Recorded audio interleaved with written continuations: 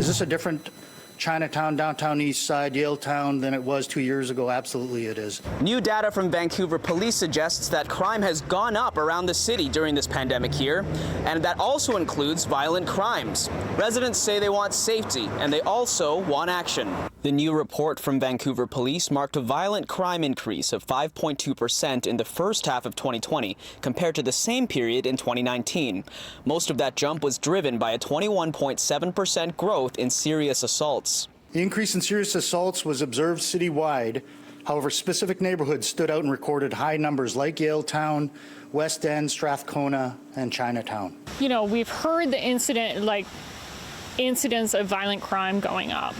You know, I hear from people on a day-to-day basis about this. VPD up to this point, we haven't been kind of able to prove it, but now we are. Katie Lewis has lived in Strathcona for 5 years and is the vice president of the Strathcona Residents Association. She has 2 kids who play here in the park in front of her house. She's angry about what she calls a lack of response from Vancouver Mayor Kennedy Stewart since a tent city was set up in Strathcona Park in June. I invite Kennedy Stewart to come down here and spend a week in that camp. How dare he? Because I have been screaming at him for months, and all he does is ignore me. The Vancouver Police say they are paying special attention to Strathcona. In the neighborhood of Strathcona, weapons calls are up 50%. Break-ins have increased by 68%, and calls to police about threatening behavior has gone up 14%. Deputy Chief Constable Howard Chow also tweeted a photo of a loaded firearm that Vancouver Police recently found in Strathcona, left unattended near some houses. It was found in a laneway in a bag. The safety wasn't engaged on it, so it was ready to go. I have 5-year-old twins. When we're dealing with people with loaded guns, I don't know how to talk to my kids about that anymore.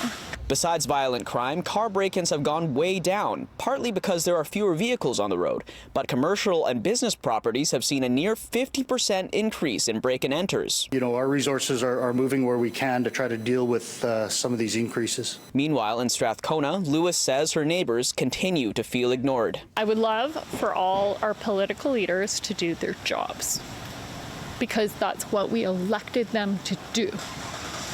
And them ignoring us is not helping. City News reached out to Vancouver Mayor Kennedy Stewart for comment, but didn't receive one in time for broadcast. In Vancouver, Kier Junos, City News.